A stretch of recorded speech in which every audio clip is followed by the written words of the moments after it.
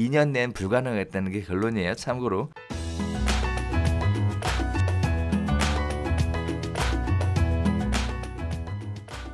자, 두 번째 이야기 들어가 보도록 하겠습니다. 자, 강남 재건축이 그래서 지옥을 갔다 왔다 했지만 사실은 지옥을 머물고 있는 그런 상황들입니다. 자, 이번 부동산 대책 발표에 이 세 가지 관점에서 발표가 있었는데요. 일단 첫 번째는 재건축, 재개발, 지역주택조합 같은 경우에 민간택지 분양가 상한제의 적용을 내년 4월까지 유예하겠다. 따라서 그 전에 분양하려면 해라. 단 HG의 분양가 규제는 계속된다. 라는 얘기가 첫 번째 얘기였습니다. 자, 두 번째는 LTV 규제를 강화하겠다. 그래서 매매사업자, 사업자 대출이죠. 주택 임대업, 주택 매매업 법인 같은 경우에도 LTV 40%를 적용하겠다. 그래서 대출 규제입니다. 자, 마지막으로 세 번째는 전세 대출을 강화하겠다. 그래서 고가 주택 보유자는 1주택자만 1주택을 갖고 있는 분이라 하더라도 전세 대출에 대해서 안 해주겠다. 뭐 이런 식의 세 가지 얘기가 발표가 됐었는데, 자, 내용은 그렇습니다. 이 내용이 발표가 되자마자 과연 부동산 시장 자체의 투자 수요가 어느 쪽으로 움직일 것인가에 대한 다양한 얘기들이 지금 또 오고 가고 있는데요. 일단 첫 번째는 이런 생각들을 하시는 분들이 많은 것 같아요. 공급 대비 수요가 넘치는 강남의 경우 화폐 가치 하락, 역대급 개발 호재 등이 복합적으로 작용하는 상황에서 분양가 상한제 유예로 투자 수요가 오히려 더 증가할 수 있다. 이렇게 얘기하시는 분들도 계시고요. 정부는 관리처분 인가 단지의 신규 분양이 늘면서 주택 공급 부족 우려가 줄어들게 될 것이므로 부동산 시장이 안정화될 수 있다. 또 매매사업자 대출과 9억을 초과하는 고가 1주택자 전세 대출을 강화하기로 한 것과 관련해서 묻지마 매수자를 일부 안정화시킬 수 있을 것이다. 이렇게 기대를 하고 있습니다. 자, 이러한 식의 기대에 따라 이제 많은 일반인 분들께서 생각하시는 얘기들이 그렇습니다. 진짜 투자 수요가 더 몰릴까? 아니면 좀 안정화가 될까?에 대한 얘기인데요.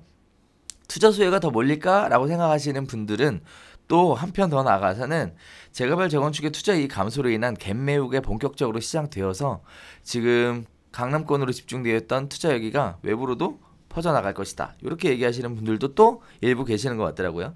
그다음에 또 한편으로는 물량 공급이 계속되면서 공급 부족의 우려가 줄어들 수 있고, 또 강남 재건축 공급이 늘어나면서 분양받을 수 있는 수요자가 실제 단기간에 분양되는 물량을 다 받아주지 못해 결국은 분양시장을 중심으로 해서 안정화가 하나씩 자리 잡게 될 것이다. 이렇게 두 가지 얘기들을 하고 있는데, 소장님 생각에는 시장의 반응은 과연 어느 쪽으로 흘러갈까요? 참고로 저는 모르겠으니까 휴가 가시라 그랬어요. 어차피 단기간에 다 안 나온다고.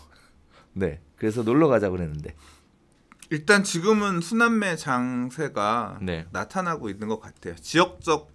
지역적으로 국지적으로 호재가 있는 지역들은 빠르게 반응하면서 달아오르는 느낌이 있어요. 네, 그러니까 지역적 호재, 뭐 GTX라든가 신안산선이라든가 가시화되는 이런 부분들이 있는 거는 수도권까지로도 온기가 잘 전달되고 있는 것 같고, 근래 수도권 분양들 이런 것들도 되게 성공하면서 주변 지역에 좀 심리들이 풀리고 있는 부분들이 약간 느껴지고 있는 것 같긴 합니다. 네네.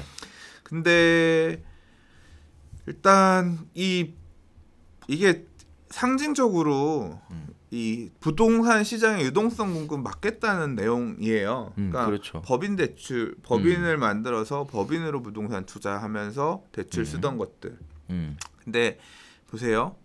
법인이 투기 과열지구 투기 지역 안에서 LTV 40으로 주택처럼 일반 개인이 사는 것처럼 막겠다는데, 이거 보면서도 저는 생각했죠. 요새 서울 안에 투기 과열지구 이렇게 법인으로 사는 사람 많나? 제가 아는 선수들은 다 수도권 비규제 지역에서 사고 이거 짤짤이 하는 거거든요. 그러니까 법인으로 장기 보유 이런 것들 생각하고 안 해요. 다 단타 네. 보고서 이런 것들. 법인세 내는 거의 장점은 양도소득세 단기 매매 이런 것보다 법인세는 그런 부분 장점이 있으니까 그렇죠. 비규제 지역에서 짤짤이 하는 거거든요. 근데 이제 좀 그래, 이게 상징적으로는 의미가 있겠지만 과연 서울에서 그 비싼 취득세 내면서 이 짤짤이 하는 놈이 있었나? 좀 이건 좀 헛발질일 수도 있죠. 저는 통계를 보고 한 게 아니라 주변에 있는 이 주변에 있는 어떤 정황. 네. 주변 사람들 분위기 보고 네. 하는 얘기니까 그런 거고 일단 뭐 매매업 임대업에서도 똑같이 하겠다는 얘기는 어떤 대출 이것도 마찬가지로 매매업 임대업으로 회피하면서 대출 규제 갔던 것들을 대출 규제하는 부분이니까 이거 가수요 차단하는 어떤 방법에서 있는 거고 이제 실제로 주변에서 접할 수 있는 일반인들이 접할 수 있는 내용 중에서 악 소리가 난 부분이 전세 대출 강화거든요. 9억 시가 기준으로 9억이 넘는 주택 같은 경우는 보증 안 해준다는데 이것도 뭐 서울 보증 보험 사용하면 뭐 쓸 수 있다 이런 얘기가 있더라고요. 그러니까 그렇게 쓰면 그 수요들은 여전히 있는 거고, 그러니까 민간까지는 못 건드리는 거고. 또 이게 그러니까 어떤 개념이냐면 있는 돈 다 끌어모아가지고 전세 끼고 인기 지역에 좋은 아파트를 사. 이게 소위 말하는 갭 투자. 갭이 엄청 커서 그렇죠. 말이 안 되지만, 그러니까 더 올라갈 것 같으니까 인기 지역의 새 아파트를 내가 가지고 있는 모든 돈을 끌어모아가지고 전세 끼고 사놓는 거예요. 그리고 나는 이 집에 전세자금 대출을 가득 받아서 사는 건데 이 전세자금 대출 보증을 안 해주겠다는 거니까 국가가 이 보증하는 대출은 못 쓰고 민간 걸 쓰거나 사실 이제 그러니까 그게 막히면서 뭐 이 사다리가 끊어지는 거 아니냐 이제 이런 평가도 있었는데 생각해 보니까 월세 살면 되지 뭐. 그렇지 않나? 그렇죠. 네. 네. 그러니까 월세 이런 수요 이런 수요가 엄청 많은 건 아니겠지만 이런 투자를 하던 사람들이 전세를 못 사니까 월세 살겠구나. 월세 살면 월세 수요가 조금 늘어나겠구나. 뭐 이 정도의 느낌입니다. 아무튼 그래서 이 분양가 상한제 이외의 내용 갖고 놓고 보면 만약에 강남 투기과열지구 서울 뭐 이런 지역에서 법인 만들어 가지고 또는 매매업 사업자 내 가지고 대출 만땅 받아서 살려고 했던 수요들이 있었다고 하면 그 수요는 조정 대상 지역이나 또는 뭐 비규제 지역으로 가서 뭐 사고팔고를 하지 않을까. 이미 또 그렇게 하고 있었던 것 같은데 이제 뭐 그런 움직임으로 좀 가지 않을까. 저는 개인적으로 이런 생각이 좀 들어요. 안 그래도 지금 사업자 대출 이렇게 다 막아버렸잖아요. 네. 저는 사실은 이번에 발표되기 전에 그래서 안 그래도 지금 제가 월세 내고 있는 상가가 워낙에 많아서 합쳐보니까 정말 어마어마하더라고요. 그냥 사는 게 싸겠더라고. 이자 내는. 네, 이자 내는 게 훨씬 싸겠더라고요. 거의 반값이더라고요. 그래서 이참에 정상적인 사업자잖아요. 이참에 해야 되겠다. 아싸리 할 수 있는 그냥 조그만 어떤 그런 걸 매입을 하는 게 낫겠다 생각을 했어요. 했는데 대출이 안 된대 지금 갑자기. 이게 주담대가 아니라 네. 건물 상가는 나오지 않아? 아니에요. 지금 일단 법인으로 해서 대출하는 거 다 안 된다는 거예요. 그래? 왜 그러냐면 법인으로 대출을 받으려면 법인이 뭔가를 해야 되잖아요. 근데 이제 사업자로 대출을 받아야 되는데 지금 얘기는 그래요. 사업자 등록을 해야 되는데 무슨 사업자로 등록할 거냐는 거예요. 그냥 뭐 법인 신용대출로 받는 건 아니니까 편하게 받을 수 있는 게 그동안 임대사업자나 법인으로 매매업으로 등록을 해서 받았던 거라는 거예요. 근데 이제 저 같은 경우에는 여기에 해당이 안 되잖아요. 아니잖아요. 이런 사업자가 아니잖아요. 그렇죠. 여기에 해당이 안 되잖아요. 그래서 이제 저가 대출을 쉽게 받으려면 임대업으로 등록을 해서 법인으로 대출을 받는. 그래서 뭐 얘기를 해주더라고요. 법인 명의로 반, 개인 명의로 반 해서 풀로 이 대출을 다 양쪽에서 땡겨서 하면 공동 명의로 사는 거죠. 법인 명의와 제 개인 명의 공동 명의로. 그럼 이제 누군가 하나는 대출을 받기 위해서 임대업을 등록을 해야 되는 상황이더라고요. 왜냐하면 이제 받아야 되잖아요. 근데 자가 사용인데 임대업은 좀 그렇다. 자가 사용 아니죠. 어쨌든 제 개인으로는 사용을 안 하죠. 법인한테 임대를 놓는 개념이 그렇죠. 되는 법인한테 임대를 놓는 개념이 되는 거죠. 네. 그래서 이제 이런저런 부분들 생각을 해보더니 결국은 한번 알아는 봐야 되겠는데 이 부분이 막힌다. 금융권에 어느 정도까지 영향을 미치게 될지에 대해서는 자기들도 잘 모르게 예상이 안 된다. 근데 자가 사용 목적의 그런 대출은 괜찮을 것 같은데. 해줘야죠. 근데 사실 해줘야 되는데. 아니야. 이게 이렇게 다 막을 수 없으니까 그건 해줄 거야. 그래서 그건 뚫어줄 방법이 있어. 이런 부분들이 오히려 하고 싶은 핵심은 그거예요. 뭐 제가 여건 안 돼서 사실 따져보니까 결국 느낀 결론은 뭐냐면 2년 내엔 불가능했다는 게 결론이에요. 참고로. 자, 그래서 정상적인 사업자들이 오히려 또 제한을 받을 수도 있겠구나. 그냥 경기를 활성화시켜야 된다라고 하는 입장에서 지금 현재 정상적인 사업자들이 이렇게 피해를 보게 되면 이러면 이거는 또 우리나라 경기에 굉장히 안 좋은 영향으로 다가올 수 있겠구나 이런 생각을 저는 개인적으로 좀 했어요. 자, 그다음에 또 하나는 선생님이 얘기하셨던 대로 전세대출에 대해서 월세로 이렇게 사는 부분들이 있잖아요. 저도 개인적으로 그 부분에 대해서 굉장히 동감하는 게 지금 전월세 전환 비율이 많이 내려갔거든요. 그래서 이자에 보다는 높지만 많이 내려갔어요.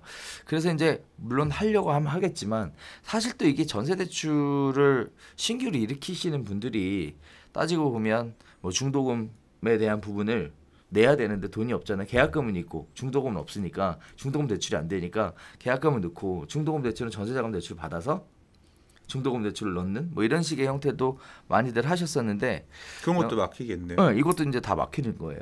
그래서 이제 아예 신규 수요 유입 차단이라는 게 이제 그런 형태로 해서 더 발생하는 거 아닌가라는 생각을 합니다. 피눈물 나는 분들도 좀 계시겠네. 그러니까요. 그래서 안 그래도 분양 받아서 그렇게 생각하셨던 분들이 자금 계획 엉켜지면서 힘들겠네. 그래서 이러지도 못하고 저러지도 못하고 하는 상황. 그래서 또 누가 그러시더라고요. 나라 말을 잘 들어야 된다고. 사지 말라 할 때 사지 말았어야지. 괜히 사지 말라 할 때 사가지고 지금 다 막혀가지고 어떻게 하겠냐고 또 이런 얘기를 하시는 분들이 있는데 그냥 뭐 상황에 따라서 하기 쉬운 말이니까 할 수 있는 거 아닌가라고 생각을 합니다. 자, 그래서 핵심은 또 그래요. 투자 수요가 이렇게 더 몰리게 되면 갭 투자로 번질 가능성이 있을까요? 선생님 어떻게 생각하세요? 저는 개인적으로는 이게 거의 그래요. 네. 부동산이라고 하는 게 못 먹어봤던 사람들이 투자를 먹어보잖아. 그러면 이 좋은 걸 내가 몰랐네 하면서 이 번지는 게 있어요. 그래요? 네, 그리고 막 공격적으로 나가는 사람들이 있어. 특히 젊은 세대들 중에 보면 내가 왜 이 좋은 시장을 몰랐지 하면서 그런 움직임들 흐름들이 있고 공부하고 그때부터 막 지역에 대해 공부하기 시작하고 그런 수요들이 있거든요. 그래요? 예, 그래서 그러니까 달아있는 사람들이 여전히 있다고 생각됩니다. 그렇죠. 지금 현재 수요가 완전히 꺼져 있는 상황은 아닌데 일단 기본적으로 굉장히 가격이 비싸고 투자하기가 어려운 지역으로 접근하는 게 어렵다고 한다면 이렇게 갭 메우기 형태로 해서 주변으로 퍼져나갈 가능성도 충분히 있다라는 거에 저도 개인적으로 동의를 하고 있고요. 자, 그다음에 또 반면에 그러면 이제 많은 전문가들이 예상하는 것처럼 이번에 분양가 상한제 발표로 인한 시행시기 유예가 결국은 시장을 잡기에는 좀 불충분하다라는 얘기가 많은데 소장님은 그렇게 생각하세요? 불충분하다? 이해를 잘 시장을 안정화시키는 데 있어서 분양가 상한제 유예만으로는 불충분하다. 오히려 더 공급을 줄여서 가격을 더 띄울 것이다. 일단 많은 사람들이 신문 기사에 인터뷰한 거 보면 그렇게들 얘기해놨어요. 오히려 집값은 더 올라갈 것이다. 네. 좀 일단 적절한 시점에 뭔가 시장에 충격을 주기 위한 개입이긴 했는데 어떻게 반응할지는 저도 잘 모르겠습니다. 그래서 저는 개인적으로 사실 그분들의 얘기에 동감하는 부분은 있어요. 다만 미래 일에 대해서 미리 예측하기는 어려운데 한 가지 분명하게 아는 거는 당분간 관망세가 좀 유지되지 않을까. 라는 생각이 있어요. 저는 잘 모르겠어서 물어보려고요. 그래서 그래요? 지금 이번에 유예 관련해서 직격탄이 직격탄 맞는 단지들이 있단 말이에요. 이제 그런 단지들의 그러니까 10일 대책 이후의 흐름에 대해서 현장의 부동산 중개업소 사장님들 인터뷰 좀 따서 열심히 편집해서 아직 인터뷰 못 땄어. 그래서 제가 이 연고가 없는 아는 사장님이 없는 지역들도 좀 있기 때문에 그래서 좀 이따가 연락처 좀 주세요. 그래서 저는 개인적으로 잘 모르겠더라고요. 그래서 당분간은 이렇게 혼선, 어떤 혼란 뭐 이런 것들이 좀 있지 않을까 해서 뭔가 계기가 있어서 또 다시 방향이라는 게 설정이 될 때까지 당분간 많은 분들이 관망세로 돌아서지 않을까라고 말씀을 드리면서 그래서 뭐라고 얘기를 하고 다니냐면 이제 강남 쪽에 계신 분들은 그 이참에 휴가 가라고 당분간 조용하지 않겠냐고 그렇게 얘기하고 있는 상황이고 수도권에 계신 분들은 그동안 조용했는데 이번 발표로 인해서 그래도 문의들이 좀 늘지 않겠냐고 그렇게 얘기를 하고 다니는 상황인데 저는 휴가를 못 가겠네요. 바빠서. 참. 저도 큰일입니다. 바빠요. 큰일입니다. 바빠. 자, 오늘 두 번째 이야기의 결론은 그렇습니다. 자, 일단 정부에서 깜짝 발표를 했습니다. 거기에 따라서 어떻게 될 것이냐에 대한 뜨거운 이야기가 이렇게 저렇게 오고 가고 있는 상황인데 이 부분에 대해서 아직까지 뭐다 이렇게 될 거다라고 확신을 가지기에는 조금 이른 시점이 아닌가라고 생각을 하고요.